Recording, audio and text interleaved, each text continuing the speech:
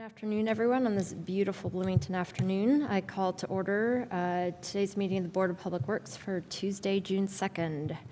First on our agenda is messages from board members. Are there any messages from the board? Seeing none, we will move along to Title VI abatements.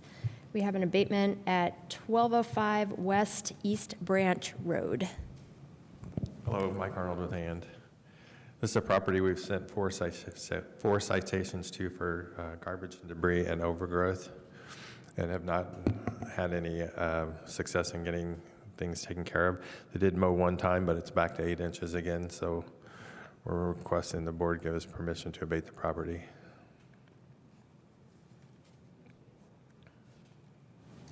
Are there questions from the board on this item? Has there been any response from the property manager or owner regarding this property? No, I did get one call about 2 weeks ago saying that they had mowed, and they did actually mow somewhat, but the garbage and debris is still on the property. Okay.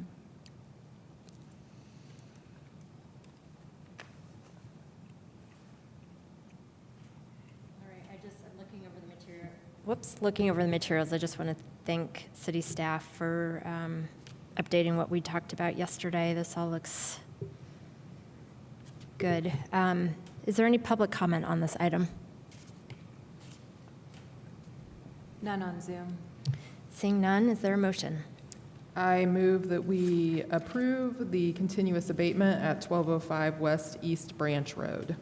And I second. With a motion and a second, I will call the roll. Cox-Deckard? Aye. Carone, aye. Motion passes. Thank you. Thank you.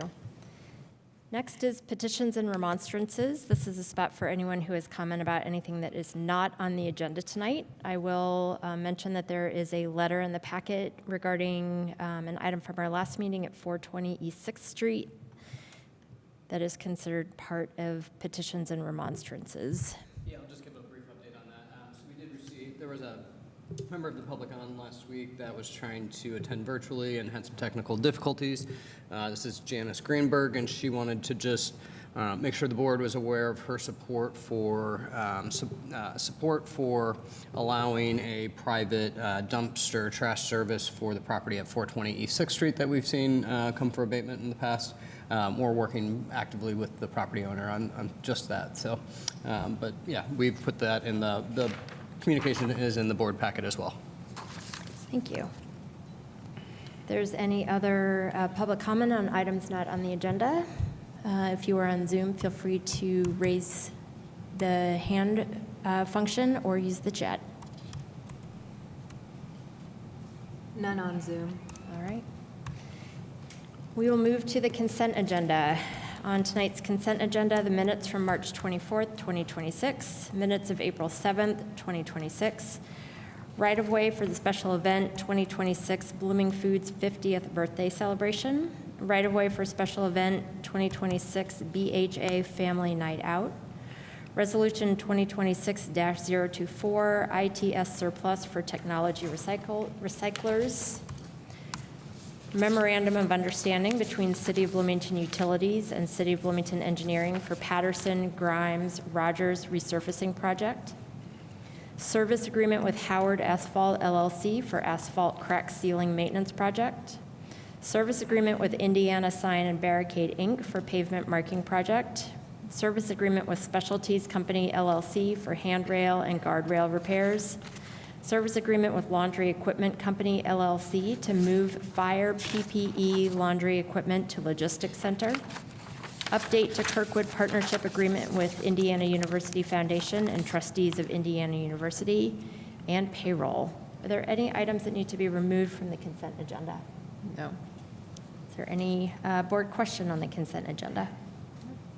Any public comment on the consent agenda? None on Zoom. All right, is there a motion? I move that we approve the consent agenda for tonight's meeting, June 2nd of 2026. I second. I will call the roll. Cox-Deckard? Aye. Carone, aye. Motion passes. We will move along to new business.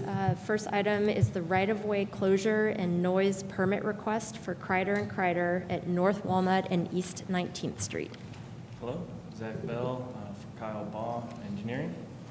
Kreider and Kreider are requesting approval of temporary right-of-way closures at North Walnut Street to accommodate completion of a sanitary sewer connection associated with the Hub 2 project. The request includes temporary closures of the north sidewalk along East 19th Street, the east sidewalk along North Walnut Street, and the intersection of East 19th Street and North Walnut Street as necessary to safely complete the work. Closures are proposed to occur in June 2026 for a 2-week period. Pedestrian and vehicular traffic will be maintained, shifted, or rerouted in accordance with the approved maintenance of traffic plan. They've also submitted a noise permit, but if you have any further questions, I can answer those on this. And we also have James here, too. Thank you. Are there board questions on this item? No. I have none as well. Is there any public comment on this item? None on Zoom. All right, is there a motion? I move that we approve the right-of-way closure and noise permit request for Kreider and Kreider at North Walnut and East 19th Street. I second. I will call the roll. Cox-Deckard? Aye. Carone, aye. Motion passes. Next is the right-of-way closure and noise permit request for Weddle Brothers at the Convention Center. Thank you. Zach Bell on behalf of Kyle Baugh Engineering. Weddle Brothers is requesting approval of a temporary right-of-way closure at South College Avenue to accommodate completing the enclosure at the connector portion of the Bloomington Convention Center expansion project that will span from the new expansion on the east side of South College Avenue to the west side of College Avenue. The request includes temporary closures of the western sidewalk, the existing eastern pedestrian diversion, and College Avenue south of 3rd as necessary to safely complete the work. They're proposed from June 30th through July 24th, and pedestrian vehicular traffic will be maintained, shifted, or rerouted in accordance with the approved maintenance of traffic plan. If you guys have any questions, we also have a representative from Weddle here today. Thank you. Questions from the board? If I may just add real quick, just another thing to note with this closure and such. I did talk with some representatives of Weddle today. We also have a major art component that will go into this project as well. That is in the early stages of design, development, and all of that. There may be subsequent closures of college for shorter periods of time in the well out into the future for that art installation, but we don't plan that the art installation would occur during this period. There may be some hardware added and such, but that would be about it.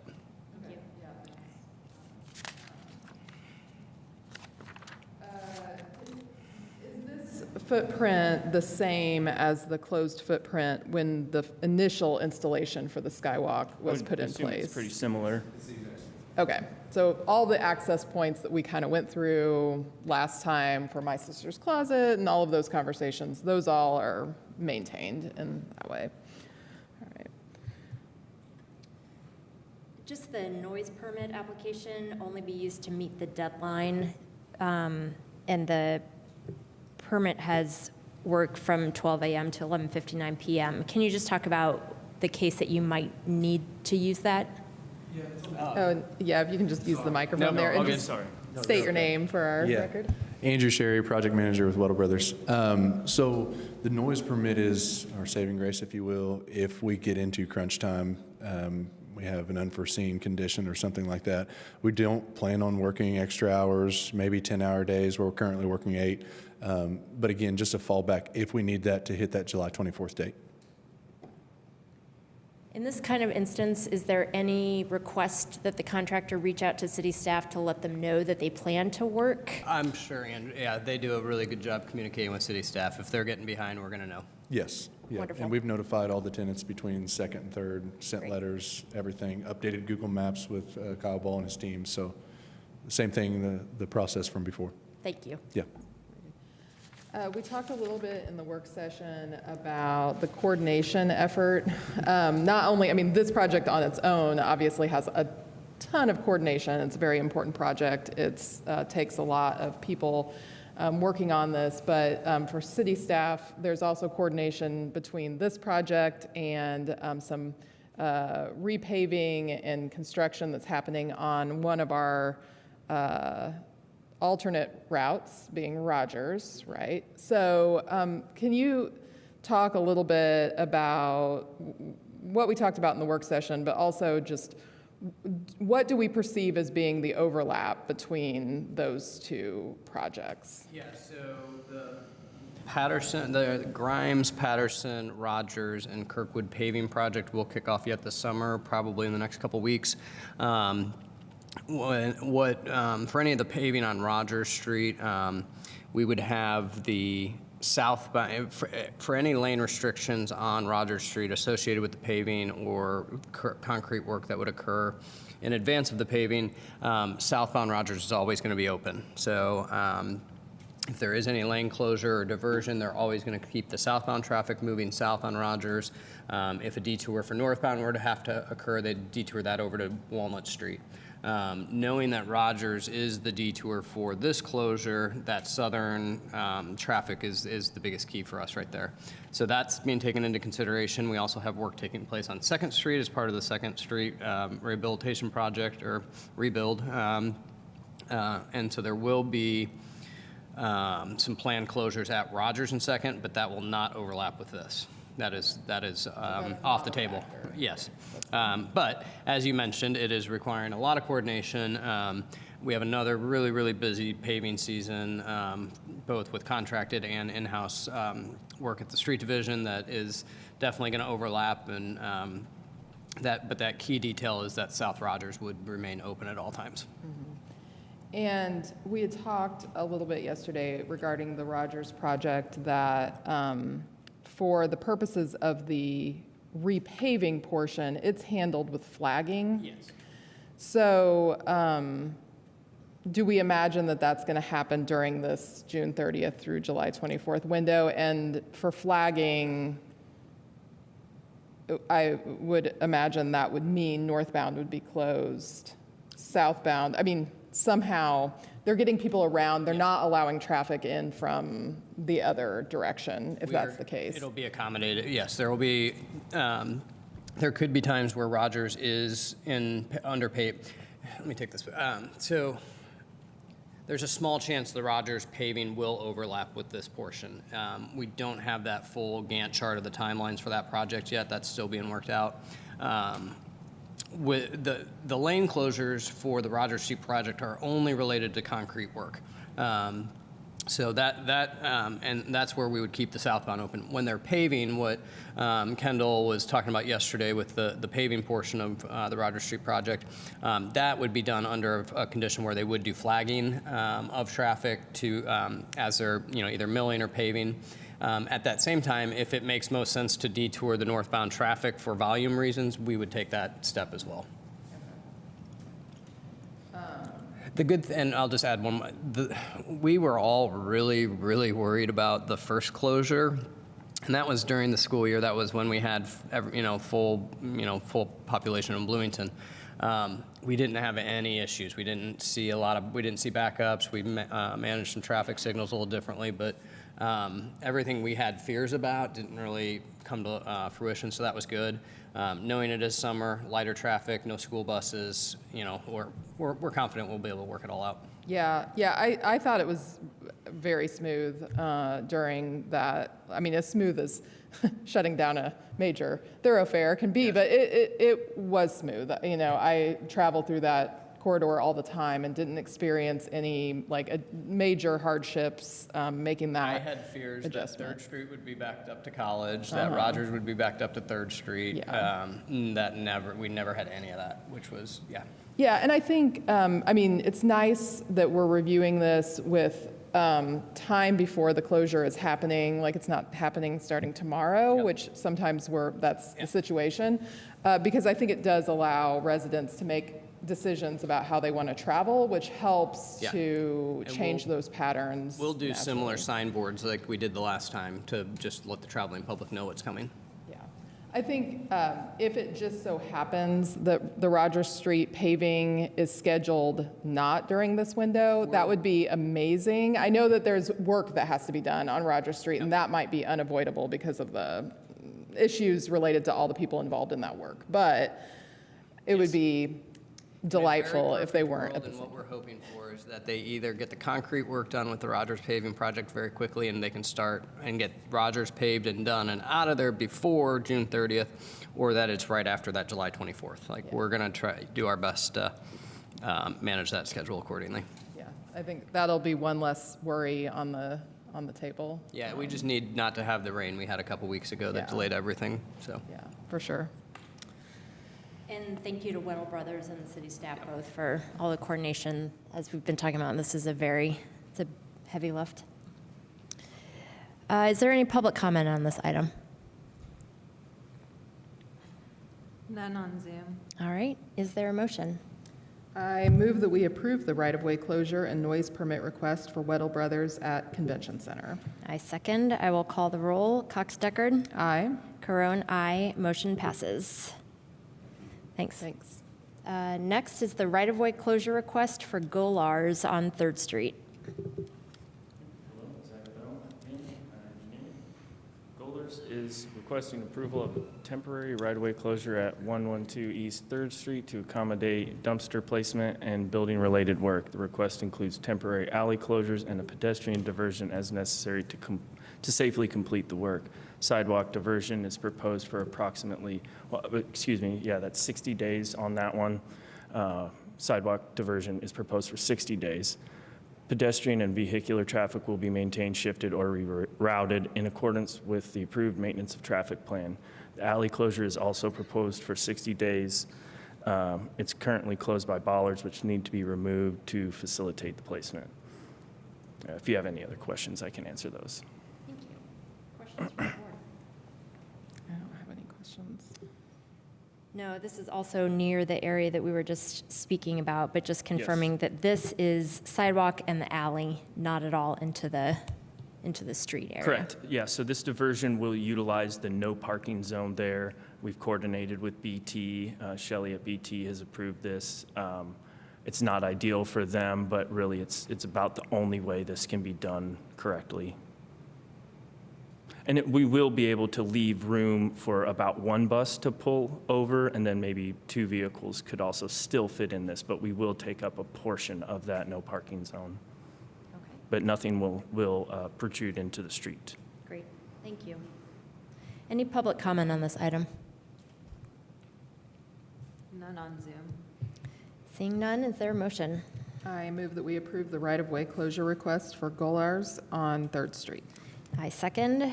I will call the roll. Cox Deckard? Aye. Carone, aye. Motion passes. Thank you. Thank you. Thanks. Next on the agenda is staff reports. Good evening, Adam Williamson, Public Works Director. Just I've been talking a lot about construction and all the things going on around the community right now. We do, as mentioned earlier, we do have a really busy paving maintenance season ahead of us and ongoing currently. Lots of work being done around the downtown with our contracted paving work. So this is 6th Street, 7th Street, Madison, Morton, 9th, 10th, as well as the north-south alley from 8th up to 11th, I believe, between College and Walnut. So just lots of investments going on there. We are going to have a delay with our parking lot, surface parking lot repaving project. We approved it earlier this year. We're having some issues with the contractor on that one and getting that project started. It was supposed to start next Monday, but that's just not going to be the case. So we'll hopefully be coming back to you with a secondary award to the contractor that had the second bid on that one. And then just lots of coordination going on right now with all the different projects. The Kirkwood brick paver maintenance project is moving along. The rain did push that project back a little bit. So E&B is really trying to catch up a little bit there. They're still in that 100 block doing the brick paver maintenance. Extensive work. It's going to be really great when it's done, but We're making sure we're doing all the communication out to the businesses and restaurant owners and everything else to make sure everybody knows what schedules are, and just making sure they're aware of any delays and things that are occurring. So big thanks to the street division and their team for all this, as well as Cassie Warney. She's been doing a great job out there just doing the coordination that we need. So thanks to staff for all that, and that's all I have today. All right, thanks so much. Next is the approval of claims. Any board questions on claims? I do not have any questions. All right, is there any public comment on claims tonight? None on Zoom. Seeing none, is there a motion? I move that we approve the claims in the amount of $1,287,009.21. Second, I will call the roll. Cox Deckard. Aye. Carone, aye. Motion passes. And with nothing else on tonight's agenda, I will call for adjournment.